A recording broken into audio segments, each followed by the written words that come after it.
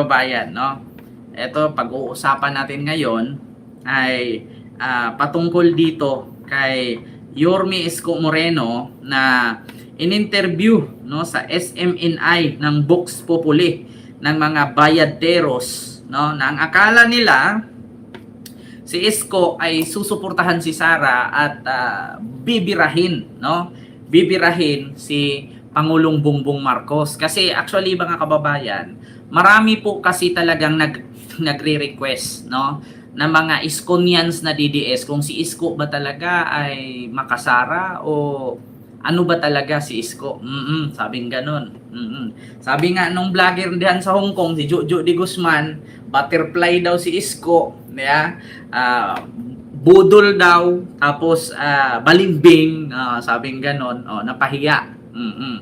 Ayun na mga kababayan, kayong mga DDS kasi, yung mga DDS na Iskonians, alam nyo yung DDS na Iskonians, yung saglit lang naging matalino tapos naging bobo ulit. Naging matalino sa pagpili kay Isko tapos naging bobo kasi pinili si Sara. Mamirian si Suzuki Hilo po. So ito po mga kababayan, hindi ko po ipapakita sa inyo yung naturang pag-interview ng SMNI kay Isko kasi nga alam nyo naman itong mga to, mga kababayan, kapag ka nag-interview to tapos i-play mo, ika-copyright ka nila. Oo, ganyan yung SMNI, di ba? Oo, mga kababayan. So, ngayon, i-play ko dito, pakinggan niyo ang interview ni Isko na pahiyang-pahiya si Banat Bay. Mga kababayan, ito, ito.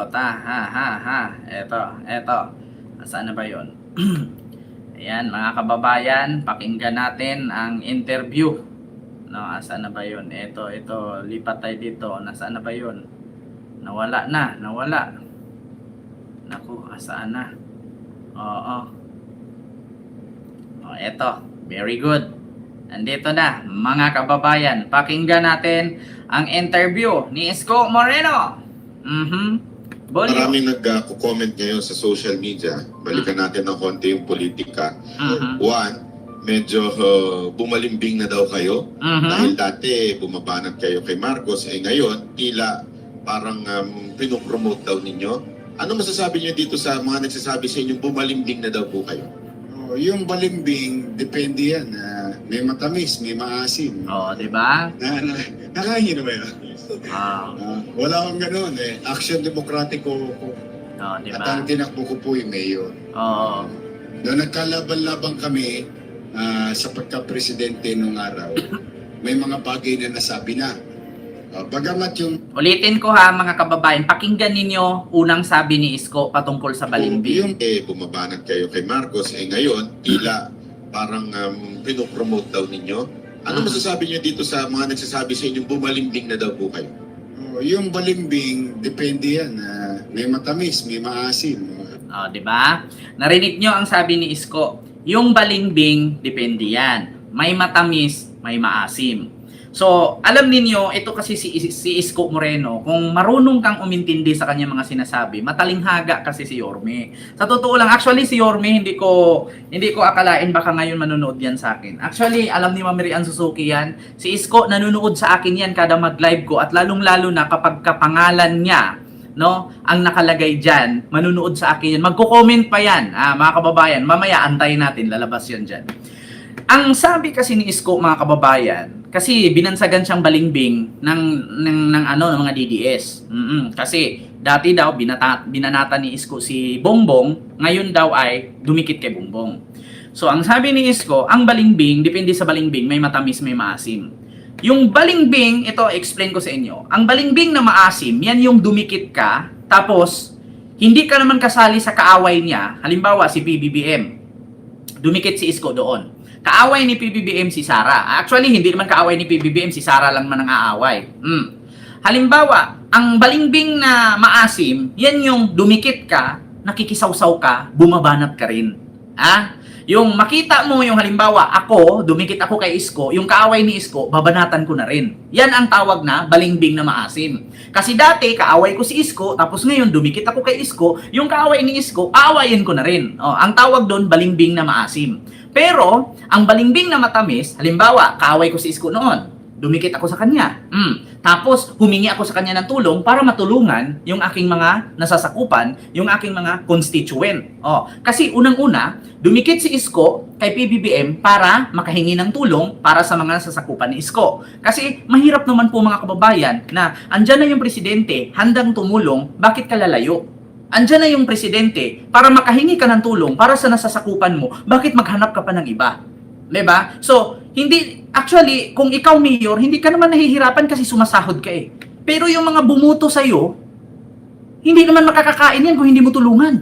Diba? Paano kung may mga problema yan? Hindi naman din sapat ang kanilang kinikita. Tandaan ninyo mga kababayan, kung walang botante, walang Isko. Kung walang botante, walang Bongbong. Kaya, kung binoto ka, naging mayor ka, pinaupo ka nila, suklian mo sila. Yan ang tawag na balimbing na matamis. Dumidikit ka sa kaaway mo para makahingi ka ng tulong para matulungan ang nasasakupan mo. Ang balimbing na maasim, yan yung dumikit ka sa kaaway mo, tapos yung kaaway niya, inaaway mo na rin, nakikisawsaw ka. Yan ang ibig sabihin ng balimbing na maasim at matamis. Alam nyo na, mga kababayan, continue. Nanahin na ba yun? Wala akong ganun eh. Action demokratiko. Wala pong ganun. Aksyon demokratiko. O ano ba ibig sabihin ng aksyon demokratiko? Pareho sila ni Trillanes. Which is, si Isko is aksyon demokratiko, si Trillanes aksyon demokratiko din. Ano ba ibig sabihin ng aksyon demokratiko? Umaksyon sila, democratic eh. Democratic. Ibig sabihin, kung sino yung namuno, suportahan mo. Hanggat makakatulong sa'yo. Huwag mong suportahan para kaawayin mo ang kalaban niya. Kaya nga action democratic eh. Democratic. Hindi naman sila action republican ba sila? Pag sinabi lang action republican, namimili sila. Action democratic eh. Ibig sabihin ng democratic, by utos, tao. Demokrasya. Actually is a Greek word or Latin word ba ang democratic? Ibig sabihin kasi niyan mga kababayan, demo, galaw, kratik, tao. Demokratiko. Ganyan kasi mga kababayan. Aksyon sila para sa tao. Aksyon sila para sa bayan. Demokratiko. Yan ang ibig sabihin, no? Ng democratic is a Italian word or Greek word or whatsoever. Hindi ko alam, no? Spanish word ba yan? Basta may meaning yan. So, continue natin. At ang tinakbo ko po yung mayor. Noong nagkalaban-laban kami sa pagka-presidente nung araw, may mga bagay na nasabi na. Bagamat yung mga nasabi, ang taong bayan ay nagpasya na. Talo ko, all odds. No? 31 million voted for him. Now, if you really believe in democracy, you recognize 31 million. Ganun lang kasimple. Diba? Kung nirespeto mo yung bumoto sa kanyang 31 million, nagpasya na yung tao, ano pang ikakagalit mo?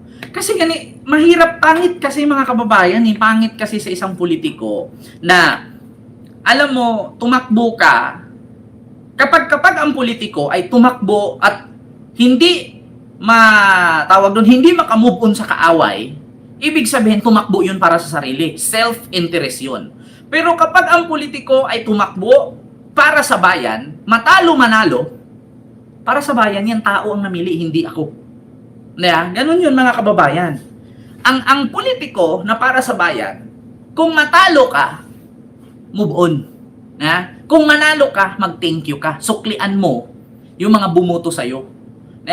Katulad kay Sara, hindi makamove on kung bakit nandyan siya. Kasi nga, tumakbo yan for the self-interest. Bakit? Isipin ninyo ngayon si Sara Duterte at ang mga Duterte. Do you think tumakbo sila para sa bayan? Hindi po. Tumakbo sila para maghigante. Una, ang tatay nila nakulong. Do you think pag tumakbong presidente at manalo yan, do you think para sa bayan ang tinakbo nila? No. Tumakbo pagka-presidente para maghigante sa lahat ng mga bumakbak sa kanya, tumira sa kanya, at kumalaban sa kanya. Ganun po mga kababayan ang ibig sabihin ng politiko para sa bayan at politikong para sa sarili. Diba? So nagpasya na ang taong bayan. Bumuto na ang 31 milyong Pilipino. Ano pang magawa ni Isko? Di ba? Ano pang magawa ni Isko? Continue. Di tapos na. Tingnan ninyo. Maghanap kayo Ito, magandang challenge. Doon sa kung sino yung nag-comment. Maghanap kayo ng mga salita. Simula nung naulat sa ako pagka-presidente. Ang dami ng iskandalo na nangyari. Ano yun? Yung issue ng sibuyas, asukal. Naalala niyo yun? Yung mga unang asukal, sibuyas, lahat. Anything. Mga, alam mo, limasing ko, dinududot sa akin sa mikropono. I never made comment. Why? Ginagalang ko yung 31 million na mamamayang bumoto kay President Bongbong Marcos. Yan dapat ang tandaan ninyo, mga DDS. Kung si Isko mismo, kalaban si Marcos, ginagalang niya ang bumoto kay Marcos, bakit kayo, hindi naman kay politiko, bakit kayo ang galit? Di ba? Mismo yung politikong kalaban ni Marcos, nag-concede. Ginalang yung bumoto sa kalaban. Bakit itong mga supporter galit na galit? Di ba? Bakit ganun? Sabi dito, democratic, esteem of the Greek demons, people, and kratos power, ensuring government by the will of the people. Di ba? Kaya nga aksyon demokratiko Di ba? Alam ko agad. Simple. Dati nabasa ko yan So ngayon, mga kababayan, yun ang sinabi ni Isko na nirespeto niya ang 31 million na bumoto kay Marcos. Ngayon, baka sabihin na naman ito ng mga DDS. So kung nirespeto mo ang 31 million na bumoto kay Marcos, di ba 32 million na bumoto kay Sara? Sige, dito tayo. Mathematics to Mathematics, huwag mahiya. Baka mapahiya kayo sa akin mga DDS. Eto. Kung ang sabihin ng mga DDS dito sa comment section, kung nirespeto mo ang bumoto kay Marcos na 31 million, 32 million din naman ang bumoto kay Sara. Sige, dito tayo. Speaking of 31 million kay Bongbong, 32 million kay Sara. Sino ba ang president? Si Bongbong. Kung 31 million kay Bongbong, si Bongbong pa rin ang nanguna. Bakit? Pangalawa lang si Sara. Bakit? Si Bongbong ang president, vice presidente lang si Sara. Kung mamatay si Bongbong, tsaka pa siya maging presidente. Ganon yon. So ngayon, laging nauuna si PBBM kasi siya ang president. Kumbaga sa madaling salita, si Sara, pakpak lang yan Pakpak lang yan si Sara na kapag tinulak mo hulog yan.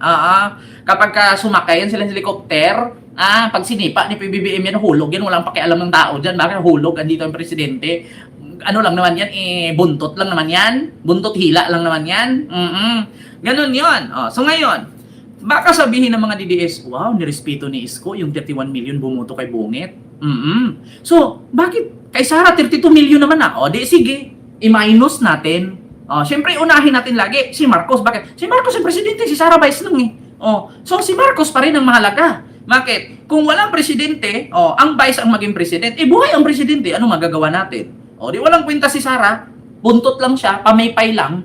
Kumbaga ito naglakad sila sa initan, si Sara panakip sa lilim. Panglilim lang ni Marcos 'yan. Di ba? Pangtakip lang yan kung andito yung side na init, sige harangan mo diyan para di mainitan ng president, di ba? Ganun lang si Sara, kaya intindihin yung mga DDS Ngayon, mga kababayan, ang bumoto daw kay Sara 32 million. 32 million. I-minus natin ang 31 million ni Bongbong. So, may 1 million. So, sa madaling salita, mga kababayan, ang totoong bumoto talaga kay Sara, 1 million lang. Gets nyo na, mga DDS. Ang totoong boto talaga ni Sara, 1 million lang. Bakit?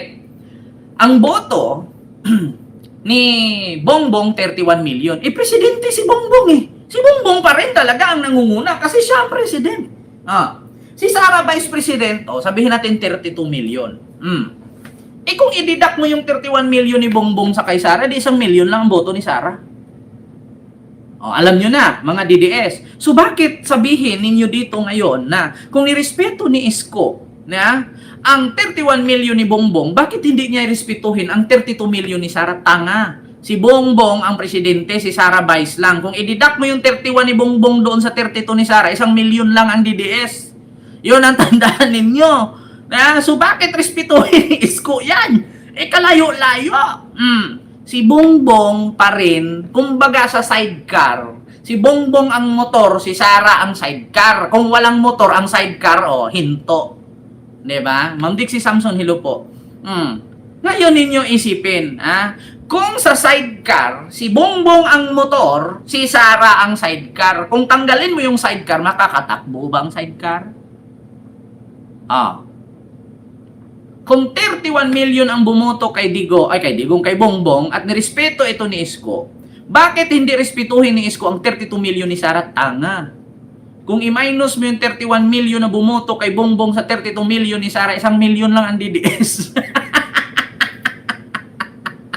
Di ba? So ngayon, sabihin niyo, iboto, igalang, respetuhin ang 1 million na DDS. Putang ina ninyo, sinong gustong magrespeto sa inyo? Si Isko, kung paano ninyo binaboy, tinawag ninyong scammer, tinawag ninyong budol, tinawag ninyong butterfly, tinawag ninyong balingbing. Do you think respetuhin kay ni Isko? Di ba? Yan ang isipin ninyo. Kung sa matematika, greater than and less than, lalo na sa algebra, actually, yung mga DDS, hindi naman nakakaalam kung ano yung algebra, ano yung trigonometry, ano yung mga ganyan kausapin. Kasi bakit mga bobo naman yan sila? Oo, yung idol nga nila, nag-80 daw ang grades, pero hindi naman nag-match doon sa kanyang kilos at galaw bilang abogado, 'di ba? Yung idol nila, 80 ang grado ko, hindi ko kailangan manghingi ng tulong sa mga professor. Pero hindi mo makikita kung 80 ba talaga, bakit hindi man lang marunong, hindi na alam yung meaning ng preamble. 'Di ba? Ikaw biruin mo, abogado ka. 80% ang grado mo. Hindi mo kailangan ng tulong ng professor kasi pinaghirapan mo. Tapos pag tinignan mo siya, paano ka nakakuha ng 80% grade bilang lawyer? No? Kung hindi mo alam ang meaning ng preamble. Diba, mga DDS? Kapag dito ka sa algebra, no? Or dito sa trigonometry, no? Ang presidente, yan yung laging na top 1. Ang vice president lang yung laging number 2. Diba? President talaga ang laging number 1. So ngayon, pag i-divide natin yan, greater than or less than, si Marcos pa rin talaga ang number 1. Pag i-deduct natin dyan, yung 32 million ni Sara, 1 million lang ang DDS. Kaya tama si Isko na nirespeto niya ang bumutong 31 million. Sa mga DDS na nagtanong, 31 million nirespeto mo, kay Sara 32. Pag i-deduct natin yung 31 ni Bongbong, edi 1 million na lang kay Sara. Di ba isipin niyo yung mabuti? Continue. Sa binoto Demokrasya yun. Tapos na ako. Wala kayo narinig. Di ba? Tapos na siya. Si Bongbong ang binoto. Tapos na si Isko. Wala na kayo narinig. Ang sabi ni Isko, binoto ng tao, si Bongbong. Nagpasya na ang taong bayan. Tayo, mga Pilipino, at mga local government officials, ang tanging maitulong natin ay suportahan kung sino ang presidente. Kung gusto nating umunlad ang ating bansa. Kaya dyan ako nakinig kay Isko noon. Kasi kung naalala ninyo, noong 2022 election, nag-BBM ako. Nagkakagulo ang BBM groups, lumipat ako kay Isko, sinuportahan ko si Isko. Pero nung natalo si Isko sa eleksyon, ang sabi ni Isko, kung sino yung nanalo, suportahan mo kung gusto mo ng kaunlaran sa ating bansa. Mahirap kasi na nandyan na yung Pangulo, nagpasya na ng tao, tapos kakalabanin mo, paano tayo unlad? Walang sinabi si Isko na nanalo si Bongbong, suportahan mo si Sara. Walang ganon sinabi si Isko. Iskonians ako noon. Until now, Iskonians pa rin naman ako. 'Di ba? Ginagalang ko yan si Yorme, idol ko yan eh. 'Di ba? Ang sabi ni Isko, binoto si Bongbong. Nagpasya na ang taong bayan. Tayo bilang private citizen, mamamayang Pilipino at mga local government officials, kung gusto natin ng kaunlaran, suportahan natin kung sino ang hinalal ng taong bayan. Kung gusto natin kaunlaran, suportahan natin ang presidente. Walang sinabi si Isko na nanalo si Bongbong. Suportahan mo si Digong. Wala siyang sinabi sa amin yan. Malinaw pa sa sa sikat at sa kintab ng noon, di ba, Natbay? Sinabi ni Isko yan. Ito ha. Pakita ko sa inyo ha. Oh. Kaya sa mga Iskonians dyan na galit sa amin kung bakit kami nag-BBM, bakit may sinabi ba si Isko? Di ba? Tinawag niyong Iskonians ang mga sarili ninyo. Pero hindi nyo naman pinakinggan ang sinabi ni Isko. Ang sabi ni Isko, nanalo na si Bongbong. Suportahan nyo ang presidente, nagpasya na ang taong bayan. Kung gusto nyo ang kaunlaran, suportahan nyo ang nakaupo. Walang sinabi si Isko na suportahan nyo si Digong o si Sara. Wala siyang sinabing ganun. Isko. Concede. PBBM. Ito ha, mga kababayan. Sa kasalukuyan po, Ito bumoto na ang tao. Ah. Bumoto na ang tao. 31 million of them. At ang binoto ay si dating Senador Bongbong Marcos, Jr. now President-elect Ferdinand Marcos Jr. We must recognize, not only recognize, we must help in our own little way. As I have said, isang bangka lang tayo. We don't want to wish our government to fail. Paano tayo makakatulong? Galingan ninyo bilang halal ng bayan sa kanya-kanya yung nasasakupan. Maging masunurin tayo sa mga tagubilin, alituntunin. Maging responsable tayo. Hindi lang bilang halal ng bayan, kundi bilang mamamayan din. Yun, tulong na natin sa papasok na administrasyon. Bumoto na ang tao. Diba? May sinabi ba si Isko doon? Nanalo na, bumoto na ang tao. Suportahan nyo si Digong, suportahan nyo si Kibuloy, mag-rally kayo dyan si Luwasan Bonifacio. Kaya nung sinabi ni Isko yan, sabi ko, aba, nag-concede na si Yorme. So sino ang presidente? Susuportahan ko na si Marcos. Di tapos, may issue. Diba? Kung dati kang DDS at Iskonian vloggers, kung idol mo si Isko at sinabi niyang suportahan nyo ang nanalong presidente para sa ikakaunlad, kasi hindi naman natin pinapangarap na lahat tayo babagsak. We don't want to wish our government to fail. So, sinunod ko siya. Sabi ko, okay, Yorme, I'm supporting PBBM right now. Tapos nung tumakbo siya bilang mayor, ayun, sinuportahan ko pa rin siya. So, nanalo siya. Pagiging mayor. So, tuwang-tuwa pa nga ako. Kasi bakit? Malilinis na ulit ang kalat na Maynila. At ang bahong estero, mabango ulit. So, nung nanalo si Isko, lahat, tanggal ang mga illegal vendors. Linis lahat. Diba? So, anong mali dun? Tama naman ang sinabi ni Isko. Diba? Kaya dito mga kababayan, ang expectation kasi ng Banateros, bibirahin si Bongbong, paringgan si Bongbong, at purihin si Sara. Walang ganun. Kasi alam niyo kung bakit mga kababayan, ang Maynila kasi mahirap hugutin. Si Isko minahal ng Maynila. Kung ano ang sabihin ni Isko, susunod yan ang mga supporters niya. Pag sinabi ni Isko, si Sara, mabuti naman si Sara, mabait naman si Sara. Walang ganun. Kaya yung mga Manilenyo, yung mga Iskonians, na mga Iskonians na solid, hindi yung mga saglit lang matalino tapos naging bobo ulit kasi sinuportahan si Sara. So ngayon mga kababayan, nakikinig kay Isko yan. Continue. Mangyari ba, naalala niyo yung kwento sa Maynila, nagsigawan ng tao, bumalik ka na. Bumalik ka na. I listen to, salamat naman. 65% of the people of Manila voted in our favor. Edi, mayor na ako. Presidente si Bonget. Mas komportable ka si Wisa pagka si Bonget ang tawag namin, but with due respect kay President Marcos. Far parents, alam mo ba na ang Diba? normal? Naging mayor na siya. Presidente na si Bonget. President Marcos. Anong ginawa ko? Nakipagtulungan. Para ano? Para ba sa politika ko? Unang-una, wala naman ako ambisyon na. Sabi niya, naging mayor siya, naging presidente si PBBM. So anong una niyang ginawa? Nakipagtulungan kay PBBM. Para saan? Para ba sa pagiging politika niya? Hindi. Para sa kanyang mga nasasakupan. Bakit? Mahirap kasi mga kababayan, dito kasi sa mundong politika, lalong-lalo pag hindi ka connected sa politician or politics, wala ka talagang alam. Ulitin ko sa inyo mga kababayan, ako po si Ken Garcia. I was born and raised surrounded by politicians. So ngayon, hindi ko na sabihin ha kung sino-sino yung mga politiko na nakapaligid sa akin. So ngayon, mga kababayan, pag nasa mundo ka ng politika, mahirap kasi mayor ka, tas kalaban mo ang presidente. Unang-una, heart of Maynila ka. Ikaw yung pinakasentro ng Pilipinas. Nakakahiya naman po na ikaw mayor, sentro ng Pilipinas, heart of Philippines, ang Maynila, tapos kalaban mo ang presidente. So alam naman po natin na ang Maynila ang pinaka-busy na lugar sa buong bansa. Diyan lahat ang problema.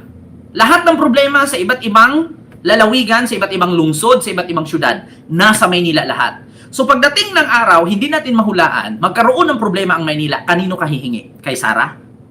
Anong maitulong ni Sara sa Maynila? Nung binaha ang Cebu, anong ginawa ni Sara? Nagbakasyon sa Cagbalite, Quezon. Noong nilindol ang Cebu, anong ginawa ni Sara? Mas inunang pinuntahan ang mga kaburol kaysa sa mga nakahingang nadaganan ng puno, nadaganan ng bato, natambakan ng bahay. Mas inuna niya yung mga patay. So, kung sakali man na ilang taon mo lang ngayon, magsisink ang Maynila. Mark my word, darating tayo dyan na tinatawag nilang the big one. Pag dumating ang pinakamalakas na lindol at number 1 ang Maynila na matatamaan, kanino kahingi ng tulong? Hindi lang lindol, pati ang baha, sakuna o bagyo. Kanino kahihingi ng tulong kung kalaban mo ang presidente? Yan ang lagi niyong pagkatandaan. Kung gusto mong maging politiko habang buhay, timbangin mo. Huwag yung maging politiko ka sa pangalan na pangalan mo lang, angkan mo lang, at pangsarili mo lang. Isipin mo, huwag mong gayahin ang mga politician dyan sa Zamboanga Peninsula. Wala akong pinapangalanan. Yung mga politician kasi sa Zamboanga Peninsula, bata pa lang ako, Zamboanga Peninsula na yan. Walang mall, walang 7-Eleven, walang Jollibee, walang McDo. Wala lahat yan. Hanggang ngayon, unti-unti pa lang, nag-edad na lang ako, lalagpas na lang ako ang edad ko sa kalendaryo, yung lugar na Zamboanga Peninsula, ngayon pa lang nag-evolve, ngayon pa lang nag-improve. Dahil sa mga politiko at mga politician na nanunungkulan dyan na sariling interes lamang. Ang yayaman nila, ang daming bodyguards, ang daming negosyo, puro mansyon, ang daming sasakyan. Pero yung kanilang mga constituent mahihirap. Nag-aani, nagtatanim ng gulay, nangingisda, nag-aararo. Pero yung mga politiko dyan, bato-bato sa langit, wala akong pinangalanan. Lahat sa Mindanao, entire Mindanao politician, puro lahat mayaman yan. May negosyo, may bodyguard, may mansyon, may sasakyan. Pero i-check nyo isa-isa yung kanilang mga nasasakupan. Ngayon, lahat mahirap. Sabihin ninyo sa akin, hindi totoo yan. Sino ang mga taga Mindanao na bilyonaryo sa Mindanao ngayon? Wala, except by the politician. Kaya nga kadalasan sa mga taga Mindanao nasa Maynila Nagbo-board ng bahay, nangupahan ng bahay, dito na nangasawa, dito na nagkaanak, dito na nanirahan, dito na nagkaapo, kasi mas mataas ang quality ng pamumuhay sa Maynila at mataas ang sahod compare sa minimum wage sa Mindanao na napakababa. Di ba? Kaya kung gusto mo na magiging politician ka habang buhay, itimbang mo. Politiko ka ngayong eleksyon, political servant ka pagkatapos ng eleksyon. Yan ang lagi ninyong pagkatandaan.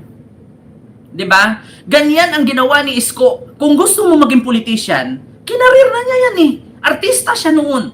Nag-politician siya ngayon. Kinarir niya. So kung gusto mo maging politician, mahalin mo yung bumoto sa'yo. Kasi hindi ka ibuboto ulit kung hindi mo mamahalin yan. Binoto ka ng 65% of Manilenyo. So anong isukli mo? Serbisyuhan mo sila. Bakit? Sa sunod na tatakbo ka, ibuboto ka ulit. Kung hindi mo serbisyuhan yan, boto lang ang hinabol mo. Pag eleksyon, nakikita ka nila. Pag walang eleksyon, hindi ka nila mahahagilap. Ibig sabihin, pang sariling interes lang yan.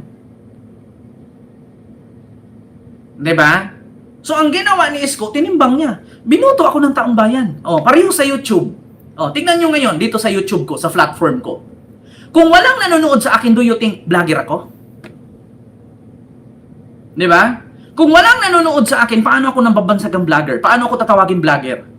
Oh. Kaya nga minsan, di ba, maraming nagko-comment, bakit mas marami ang shoutout mo kaysa sa topic mo? Tandaan nyo po, mas mahalaga sa akin ang nanonood sa akin kaysa sa aking topic. Bakit? Yung mga nanonood sa akin, kung hindi mo i-shoutout yan, didibmahin mo yan, aalis yan. Timbangin mo. May topic ka, may shoutout ka, may viewers ka. Hindi ka magiging vloggers kung wala kang viewers. Ganun din ang politician. Hindi ka magiging mayor, congressman, governor, barangay chairman, kagawad, city councilor, board member, vice president, senador, congressman, kung wala kang constituent na bumuto sa'yo. So, minahal ka nila, mahalin mo rin sila, suklian mo. Ganun yun ang ibig sabihin ni Isko. Diba? Kaya kayong mga DDS, kung puro kayo Duterte, tandaan nyo, sabi ni Digong, ang politiko dumadaan. Huwag nyong gawing santo. Diba? Dalawa, hindi naman kami magkakontra. Presidente siya, mayor ako. Nataon pa, ito mas masakit. Mayor ako ng Manila. Hindi naman ako mayor ng Quezon City, Pasig, Taguig, o Makati. Kaya Manila is very unique. Because we host the seat of power. Di ba? Ang Manila is very unique because we host a seat of power. Sentro ka eh. Ang pangit po pakinggan, City of Manila is heart of the Philippines. Sentro ka ng bansa. Tapos kalaban mo, presidente. Tapos yung Malacanang nandun pa mismo sa Maynila. Di ba ang pangit? Bakit ka tatakbo ng Davao at manghingi ng tulong kay Sara kung ang presidente at ang Malacanang at ang palasyo ay nasa puder mo? At bakit ka pupunta pa ng Davao para manghingi ng tulong ang Maynila? Putang ina, yung Davao nga, yung baha hindi maresolba. Tapos yung Maynila doon hihingi sa Davao? Tang ina! Malacanang, nasa Maynila. Anong buting idudulot sa mamamayan ng Maynila? 2 milyon sa gabi. 3 milyon sa araw. Kung ako ay makikipagpardagulan sa presidenteng hindi ko kapartido. Or, may buti bang mapapakinabangan ang mga taga Maynila kung ang mayor ng Maynila ay bardagol, mapaka-partido man o hindi, ay nakikipagtulungan sa Office of the President. Immaterial of name.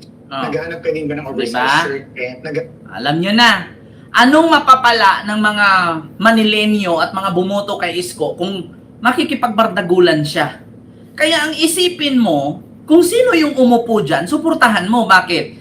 Kasi ang Maynila, hindi po ganun kayaman. Hindi po ganun kataas ang era. So, lahat po ng tao sa Maynila, hindi porkit nasa Maynila ka, sentro ka ng Pilipinas, lahat dyan ay parang nasa Forbes. Hindi po. Ang Maynila, iba sa Makati. Ang Maynila, iba sa Pasig. Ang Maynila, iba sa Quezon City. Mayroong kapasidad ang Quezon City, Makati, Pasig na wala sa Maynila. Mayroong kapasidad ang Maynila na wala sa Quezon City, Makati at Pasig at iba pang lungsod na malapit sa Maynila. So darating ang panahon na nangangailangan ka. Alam nga naman, kakalabanin mo ang presidente at manghingi ka ng tulong sa Pasig, nakakahiya naman. Mayor ka, tapos hingi ka ng tulong sa mayor ng Pasig.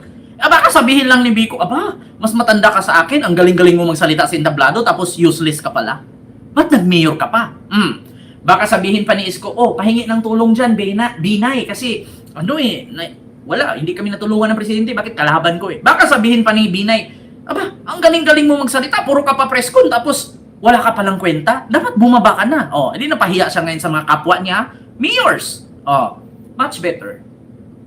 Sa presidente ka dumikit. Bakit? Lahat ng kailangan mo, matutugunan. 'Di ba? Para sa iyong nasasakupan. Kaya dito po mga kababayan, yung mga banateros, na prank, na ang akala nila, sisiraan si Marcos, purihin si Sara. Ending, pinuri ni Isko, si PBBM. Kaya ngayon galit na galit ang mga DDS. Ay, nako. Alam nyo na, mga kababayan. 'Di ba? Klarong-klaro. Mahirap ba intindihin? Mga kababayan. Kaya sa totoo lang, kayong mga DDS na Iskonians, no, na matalino saglit at naging bobo ulit, di ba? Natalino kayo kasi sinuportahan nyo si Isko, na alam nyo naman na si Isko may magandang adhikain sa kanyang mga nasasakupan. Di ba? Kasi ganito yan mga kababayan, may kasabihan nga tayo. Hindi mo malaman ang ugali ng tao kung hindi mo nakakasama. Hindi mo malalaman kung ano ang nagawa ng politiko na yan kung hindi ka taga doon. Una, kadalasan po sa mga nagrereklamo na si Isko Balimbing, si Isko Budol, si Isko Butterfly, yan po yung mga hindi nakatanggap ng tulong ni Isko kasi hindi sila taga Maynila. Pero kung ikaw taga Maynila ka, saksi ka kung ano ang ginawa ni Isko sa Maynila. Saksi ka kung ano ang tulong ni Isko sa inyo. Yeah? Kaya kadalasan po sa mga nagreklamo na si Isko Balimbing, si Isko Budol, si Isko Butterfly, yan po yung mga hindi taga Maynila. Ngayon tatanungin niyo ako, ikaw ken taga Maynila ka ba? Diyos mio Marimar. Tumira po ako ng halos 1 dekada sa Maynila. Kilala ako ni Isko. Yun po yun. 'Di ba? Ganun po yun ha, mga kababayan. So gets niyo na. Di na butata ngayon. Na-prank ang Banateros. Baka akala nila, i-guess nila si Isko, mahihilot pa nila. No. Bakit? Banatbay. Alam ko ang galawan niyo. Alam ko kung bakit kayo nag-Isko noon. Pasalamat nga kayo, may libre pagkain kayo kay Isko, kami wala. Pasalamat nga kayo, nakakalapit kayo kay Isko sa stage, kami hindi. 'Di ba? Sa madaling salita, kung hindi ka monetize, kung wala kang allowance, hindi mo siya susuportahan. So ibig sabihin, sinuportahan mo siya kasi may allowance ka, monetize ka, nagagamit mo siya. Pero kami, tanungin mo, nabigyan ba kami ni Isko? Wala. Voluntaryo kaming sumusuporta at pumupunta. Sa pamamagitan ng mga viewers na magbibigay sa amin ng GCash, wala si Isko binigay sa amin ni piso. Yan ang katotohanan. Except with Banatbay, Oli, and Dada. Kasi sila may allowance yan sila. Yung gas nila, si Isko pa sumasagot. Yung mga pangmeryenda nila, si Isko pa sumasagot. Pero kami, wala kaming ganun. 'Di ba? Magkaiba kami sa mga vloggers na yan. Sila kasi, kaya sumuporta yan sila kay Sara kasi may allowance sila. Sila sumuporta kay Isko kasi may allowance sila. Kami wala. Voluntaryo kaming sumuporta kasi kami taga Maynila, hindi kami taga BGC. 'Di ba? Alam niyo na ang kaibahan ng sumuportang organic kaysa sumuportang may money. 'Di ba? Ganun 'yon ang katotohanan. Iba ang suporta ng vlogger na organic at iba ang suporta ng vlogger na may money. So klarong-klaro mga kababayan. Hindi nyo na mahilot si Isko pagkatapos yung tawaging butterfly. Pagkatapos yung tirahin, Jojo de Guzman, Spencer, Banatbay, Coach Oli, Dada, Judia. Pagkatapos yung birahin si Isko, tapos ngayon i-interviewin nyo, papupuntahin nyo sa SMNI. Do you think si Isko ang gustong pumunta dyan? Hindi.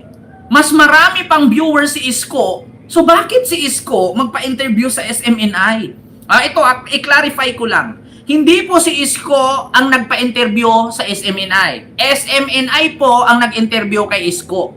Yan po ang aking i-clarify. Kasi kung bakit si Isko magpa-interview sa SMNI, mas marami namang si Iskong viewers kaysa sa SMNI. Pwede naman siya magpa-press con dyan, andyan lahat ng network.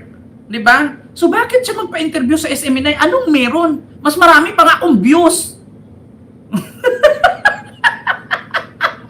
Sabi ng mga DDS, tingnan mo si Isko nagpa-interview sa SMNI. Mas marami pa nga akong views. Kung tutusin, ako dapat mag-interview kay Isko. Di ba may sariling show si Isko? Hindi dapat si Isko na lang nag-interview sa sarili niya. Nagpa-press ko na lang siya. Kaysa pupunta siya dyan sa SMNI. Sa madaling salita, SMNI nag-invite kay Isko, yung Banateros. Di ba? Yun po yun. Huwag niyong baliktarin na.